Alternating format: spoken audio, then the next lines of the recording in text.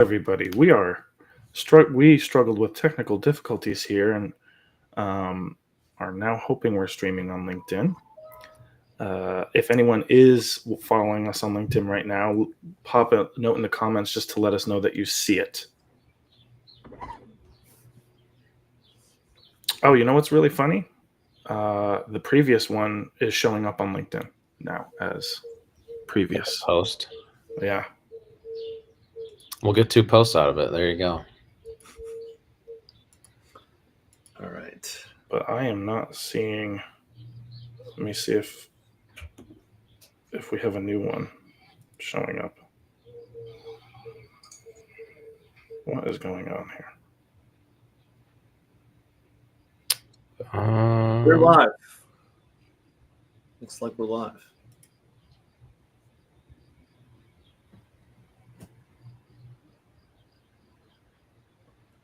It appears like we're live. Let's see here. I'm going to try to make a comment. I'm guessing it's going to be live as like a separate. What is going on here? Yeah, it is live. It appears to be. There we go. We are live. Okay, excellent. So if anyone has any questions, please pop them in the comments section below. We've been talking about sort of the interview mindset while we were waiting for questions, not knowing we were screaming into the void. Yeah, so Dan, let's go back to, we were talking about panel interviews and how people psych themselves out during them. What can you reshare your thoughts? Yeah, I think that with panel interviews, I think people psych themselves out when they absolutely don't need to. I think there's when you've got, let's say, 3 people in front of you, and you think there's a lot of pressure, but there's actually less pressure, because if the 3 people, number one, they're not going to step on each other, right? You're going to find out, who the hiring manager is and maybe the HR person, and if it's 2 people from different departments or 3 people from different departments, they're going to probably defer to the person who's in the business. Mm-hmm. And so there's less pressure. I think it's an opportunity to impress 3 people all at the same time. John, you had a thought on the dynamic between them as well.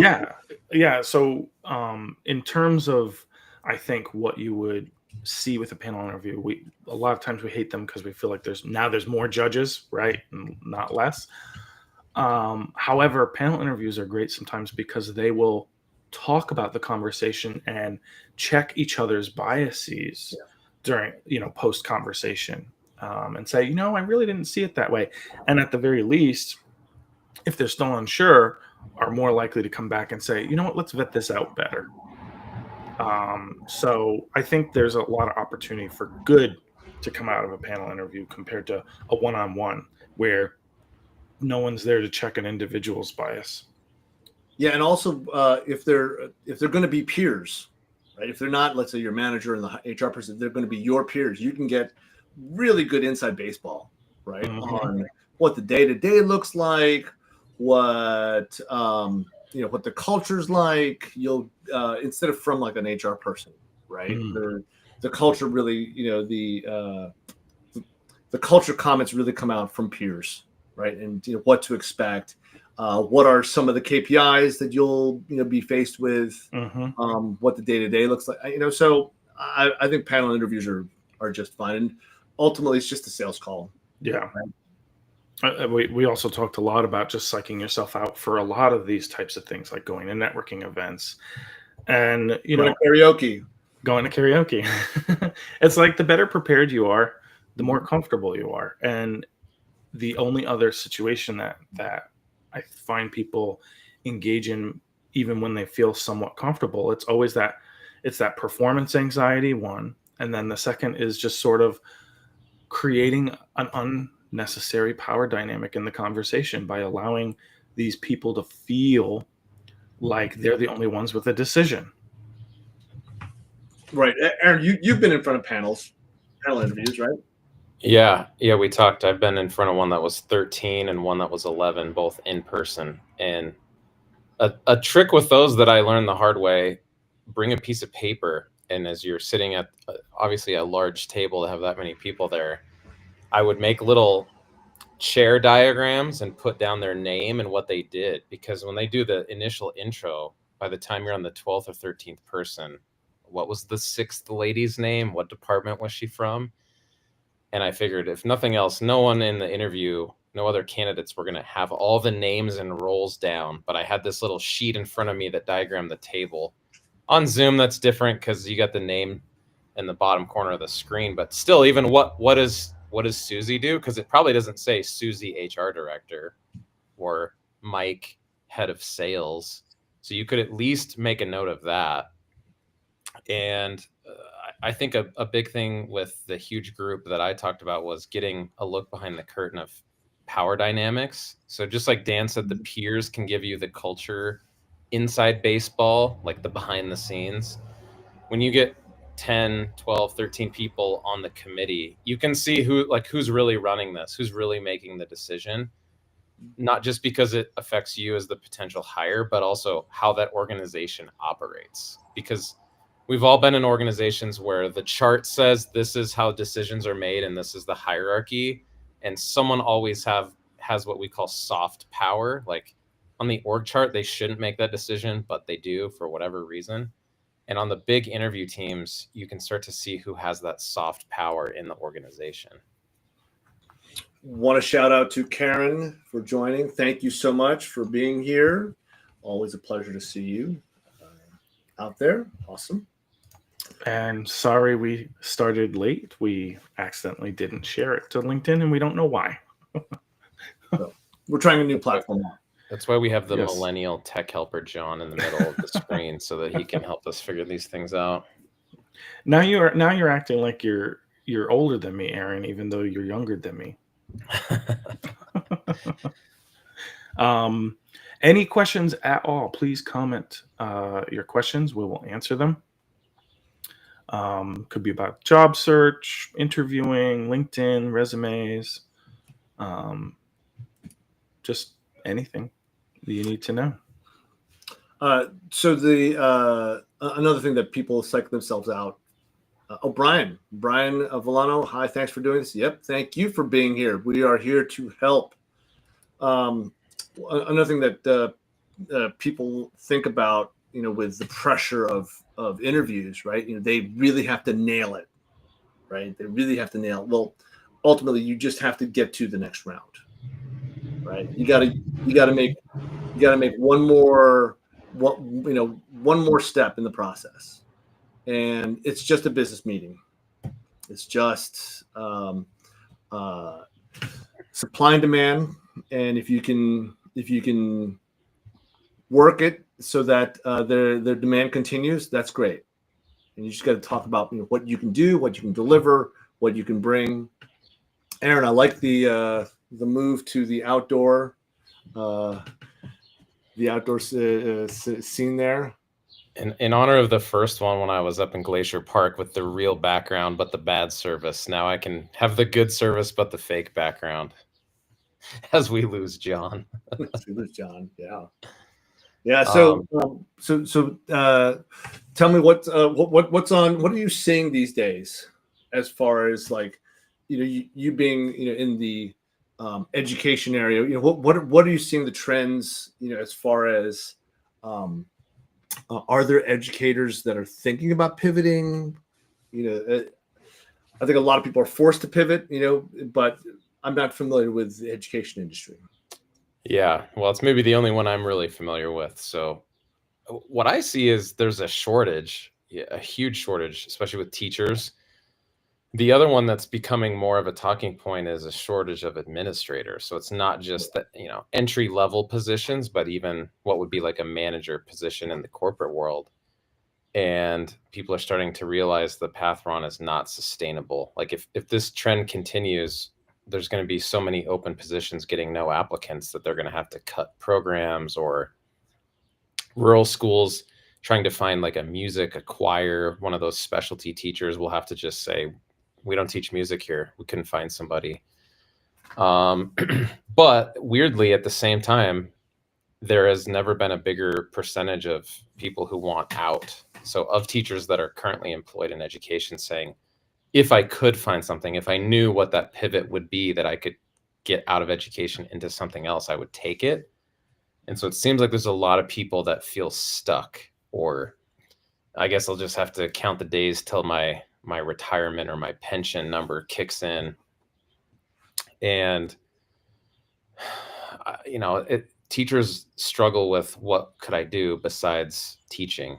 And you and I have a mutual friend, that's actually how we met, who I think feels that way. I work with dozens of people who at the lunchroom, the teacher's lounge office will tell you, like, oh, if I knew what I could do instead, I would do it in a heartbeat, but I don't know where my skills transfer or what I could do. So while you may not be the education expert, you are the career pivot expert. And for those educators that are feeling stuck, like, what advice would you have for them to start mapping out, where could I go? What could I do so that I'm not stuck in education? So I think the fundamentals of what we teach at FutureProof You, they definitely apply to anybody that's looking to make a pivot, right? So not just in education, but it's, looking for that niche, right? As well as, or a growth industry, right? Finding that growing industry, and you don't have to be in the number one company in that industry, in that growing industry. You could be in number 20, because with a growth industry, the great thing is that a rising tide lifts all boats, right? So if you're in number 20, you could be growing and becoming number 7, right? We're going to add John here. Hey, John. Yeah. Hey. Welcome back, John. All right. Let's talk through what are some of your favorite growth industries, and then even better, if we can spitball some ideas, how could an educator pivot into, like, elder care? And I don't want to steal your thunder and name all of your favorites, but based on your article this week, for the people who follow FutureProof You on LinkedIn, and Dan's personal account, that's something he's always talking about. And he had a great article about elder care is actually an opportunity and people living longer, and the silver tsunami. Like, there's all sorts of funny names for that phenomena. But what are some of your favorite growth industries for career pivoters, educators or otherwise?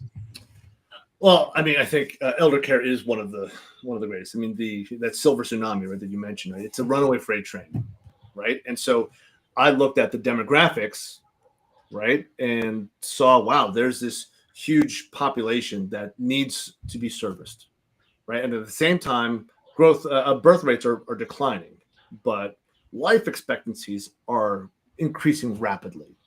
And so that demographic shift, right, there's not just the orderlies or the nurses that work in an adult community.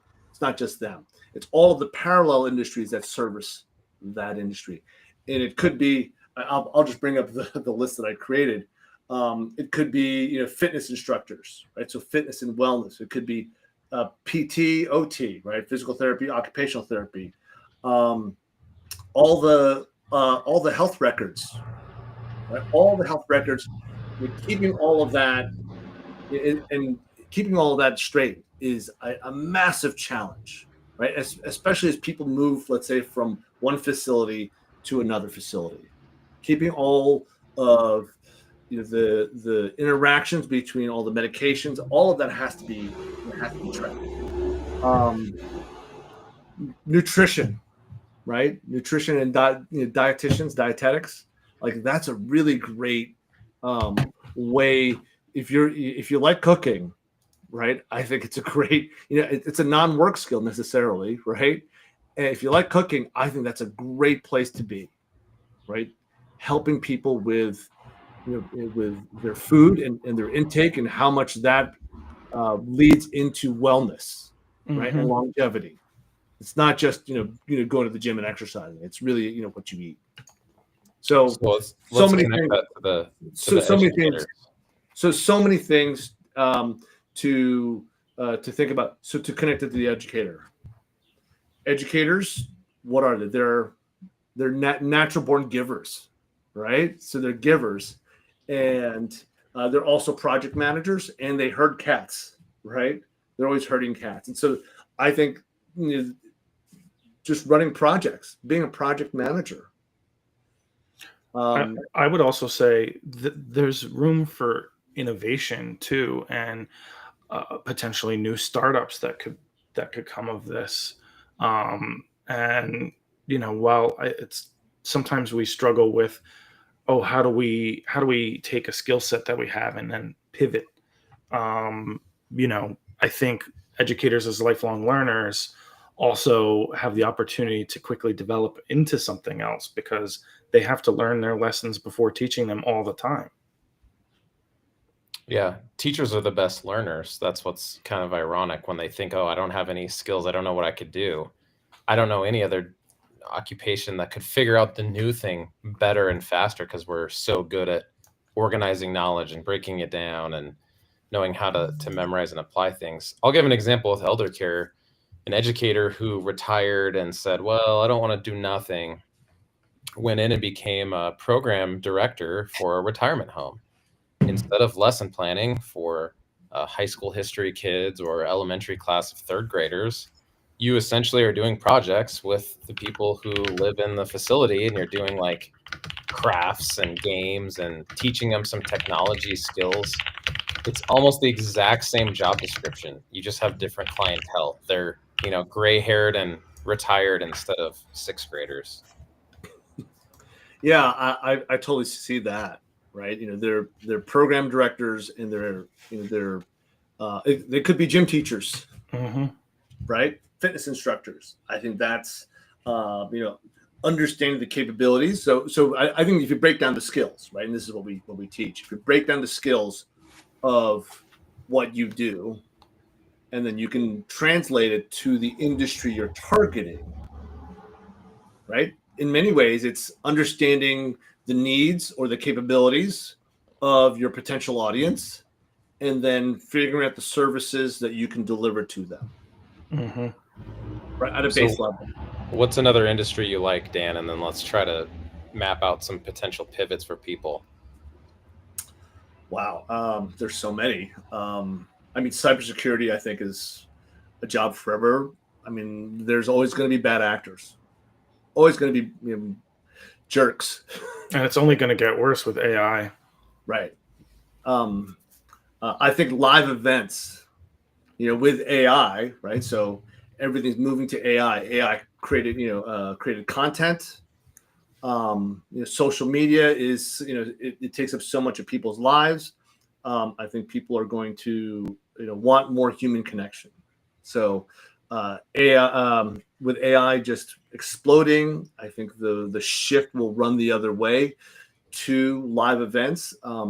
Taylor Swift, $1 billion world tour. I think that's a great example that they want that connection. They want that feeling of belonging that you can't get from watching a video. I also think we're going to start to see eventually, and maybe this is just me guessing, but I think we're going to start to see an emphasis again on localized things, right? More localization. You see some of the things like the produce that we have. Why are tomatoes so terrible and grainy? It's because they're produced out of one place and they have to survive getting to all the different states in our country. And so they're genetically engineered to taste terrible. So community gardens are springing up all over Brooklyn. We've got all kinds of different, even greenhouses springing up because people are tired of one, the expense, but also just the lack of quality. And I think you'll start to see some of those types of things permeate around, probably at first suburban areas, around urban areas, and then more and more abroad or across the country, I should say. Yeah, I love HVAC on the back of that, right? So these greenhouses, they're going to need temperature control, humidity control, and that's HVAC. And with all the climate change that's happening, right? I think there's a massive opportunity for HVAC and being skilled in not just the installation of, let's say, the big hardware, the big vents, but also in the software, right? And servicing, customer service, account management, sales, all of that just in HVAC. I think there's massive opportunities there. Do we think, what about, I mean, with all these governmental agencies getting slashed and trimmed, do we think that private or nonprofit will start to pick up the slack for things that Yeah, are no absolutely. longer offered by government? Yeah, absolutely. Right. I mean, people still want clean water. Mm, People still want clean air. Right. It's going to be, people still need energy. Right. And I think there's massive opportunity for private enterprise to step into, let's say, the clean water needs. Right. So I think plumbing, what a great industry to be in. I think plumbing is terrific. So yeah, and if you are wondering, what you can do, go learn plumbing. Right. You need a human. You can't have a robot. You can't have a robot do it. You need a human. If you're a younger person, thinking about your path, you take on some new skills and diversify on how you're making money. yeah. But, plumbing, what a great industry, especially with all the needs with clean water. I mean, Dan, we talk about this a lot, but we've seen in terms of like another growth area, AI of course is big, but a lot of people don't think about how does the AI learn? Well, it's usually English majors and linguistics majors who are training AI. Soon, or not even soon, it's already happening. Soon, you'll start to see more of it, but software engineers are training AI on software engineering. I've seen recruit tech companies that have hired recruiters to train their AI. So there's a lot of those things going around too. Yeah, it's funny. Like the person that trains the AI, right? Are they putting themselves out of a job? I don't think so, right? Because they're still learning, and you need EQ and empathy, and you need a human to help that along. Well, it's going to happen with or without you. So you might as well try and get in now and figure out a new path. Then, if you think that's going to work you out of a career, I personally think it's going to work. What was that metaphor that you said, Aaron? He The saw horse me. and the farmer. Yeah. Yeah, if people haven't seen it, there was a meme making the rounds on my algorithm, at least, where a farmer is talking to a horse. And he said, "Don't worry, horses won't be replaced by tractors, only horses that don't learn to use tractors." And it is I think so funny. I think there's precedent. So look at grocery stores with self-checkout. I don't know, 8 or 10 years ago, everyone was saying, "Oh, you don't need to hire a cashier, just put self-checkout lines." Has anybody seen a grocery store that only has self-checkout? I've never seen that. I won't And use it either. yeah, a lot of them have actually been reining that back and saying our customers prefer to talk to a human, even if it's slower, even if we have to pay someone $14 an hour, Walmart checkout, whatever it is. It's actually better for business. And so Yeah. you have to remember there's the pendulum effect with technology. And right now it might feel like it's swinging towards automation, AI, drive-through AI, at Wendy's is coming. Well, think like a historian. The last time we've had all of these hype cycles, it tends to swing too far one way, which pushes people back towards, I want the human, I want the in-person, I want the authentic, I want the local tomato.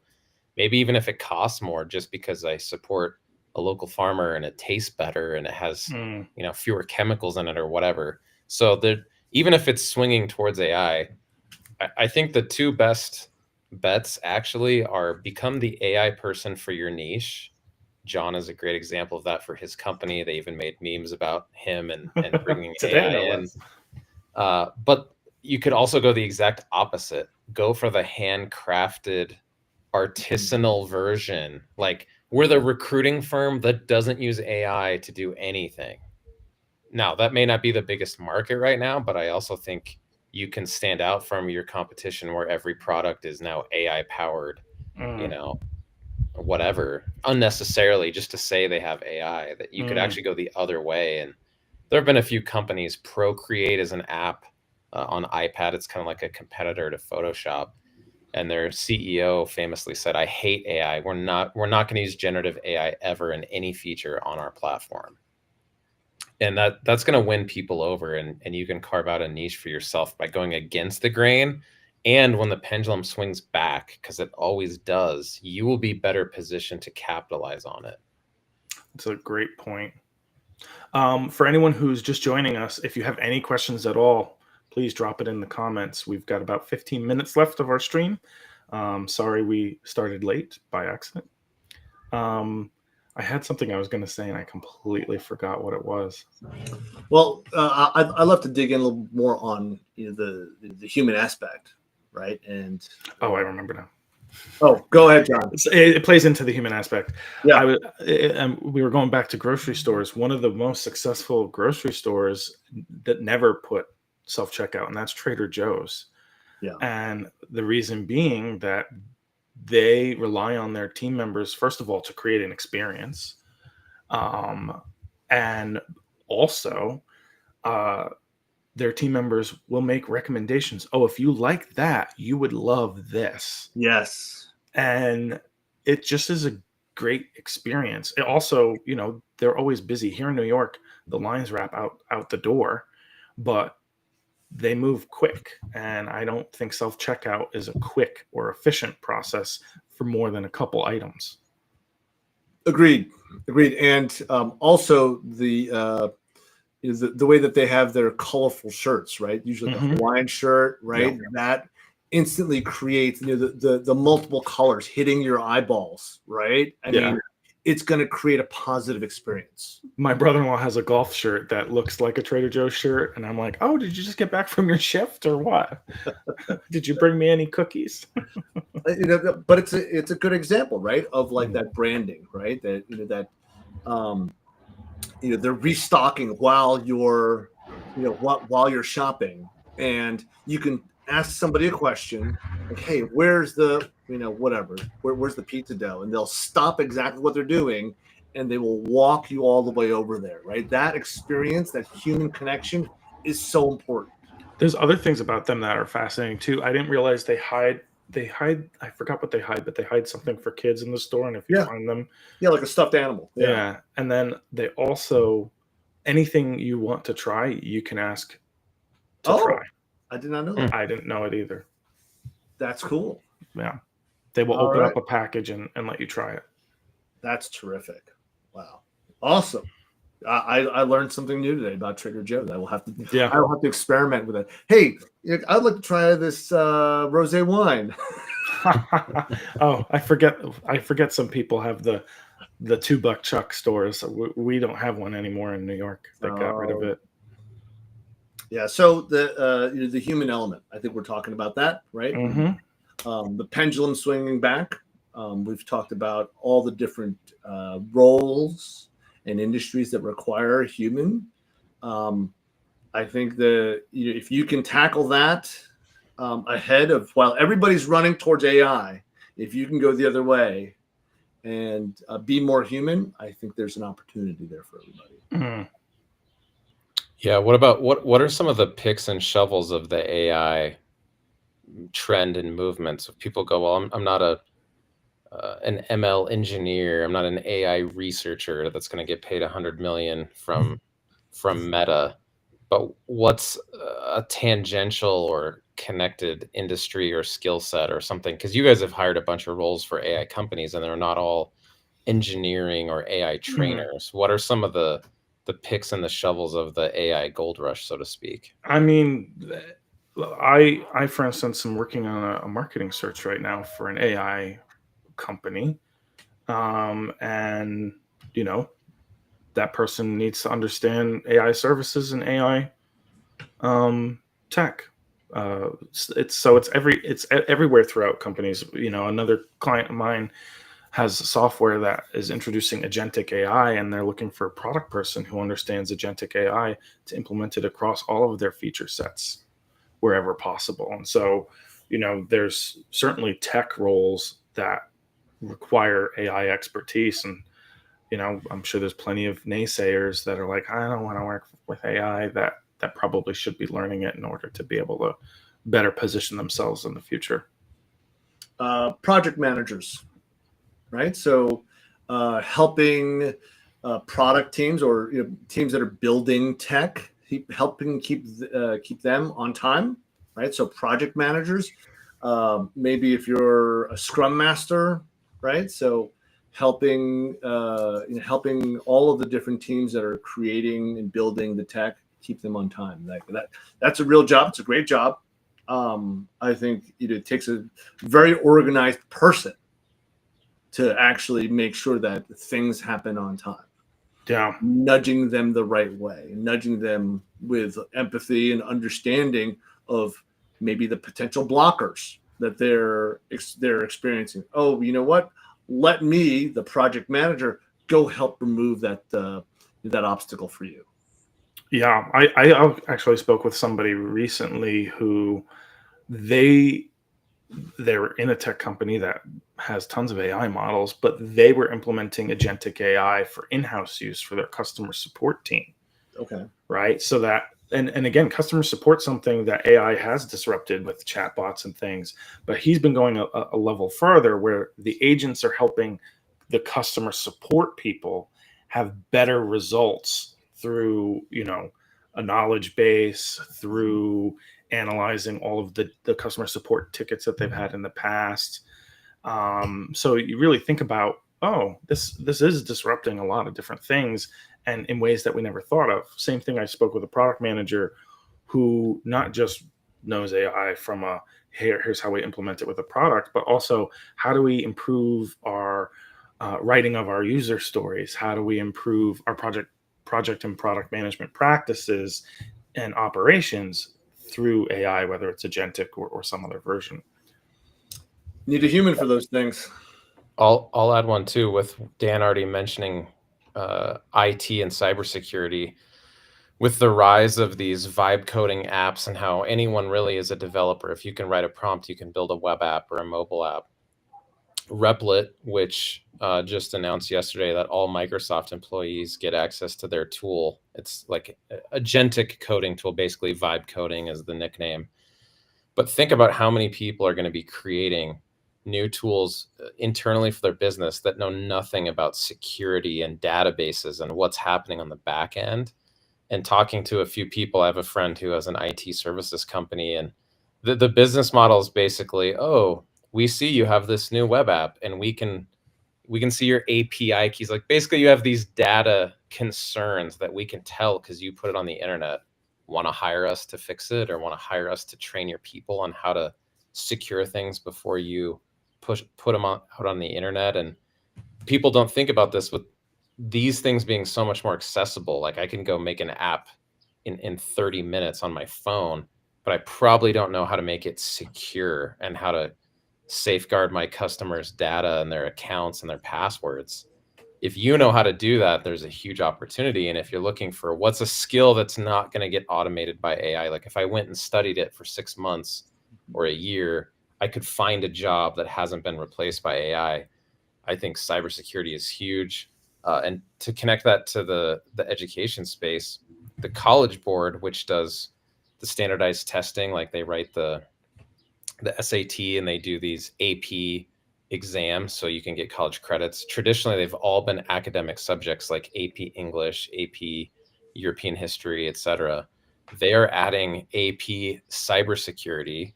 Wow. As one of their new courses you can get college credits for taking an AP cybersecurity course. And if they realize there's a huge demand for that, that tells you like that's a validated idea. You don't need to go do market research to know that there's a huge need for cybersecurity people and expertise. That's awesome. Well, we have 7 minutes left of our stream because unfortunately, or at least I have a hard stop.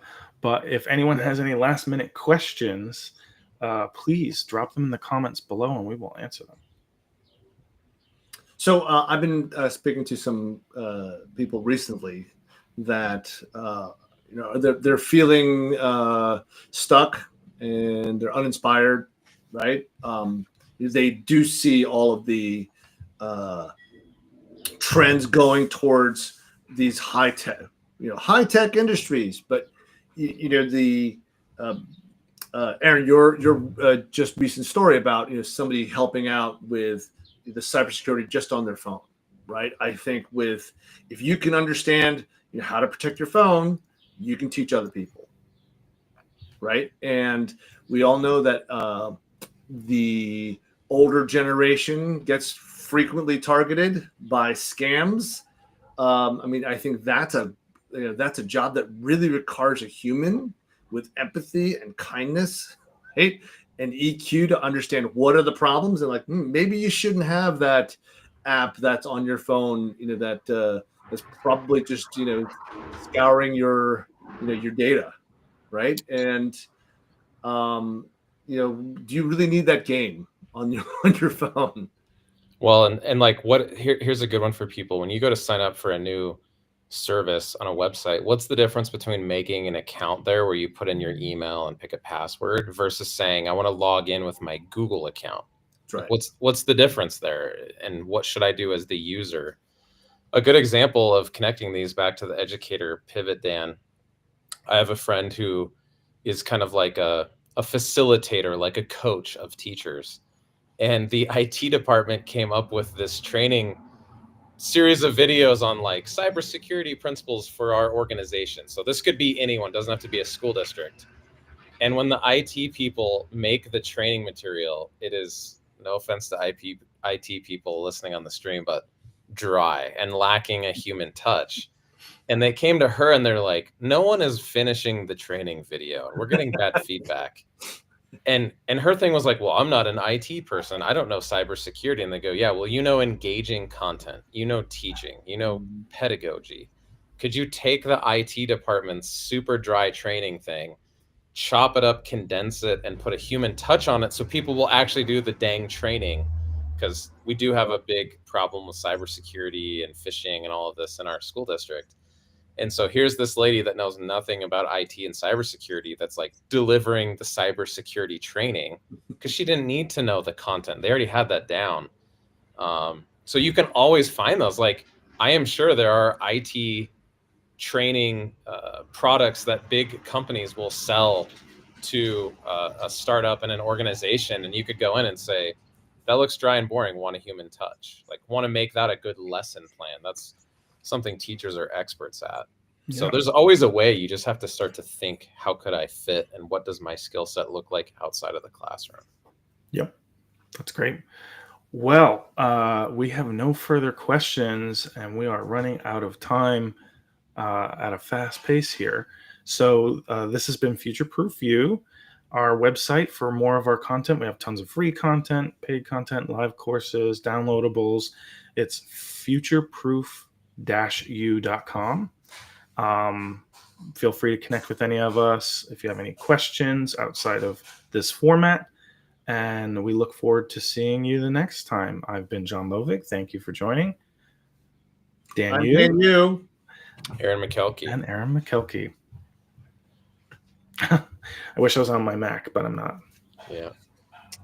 Gentlemen, good to see you as always. Thank you, everyone, for joining.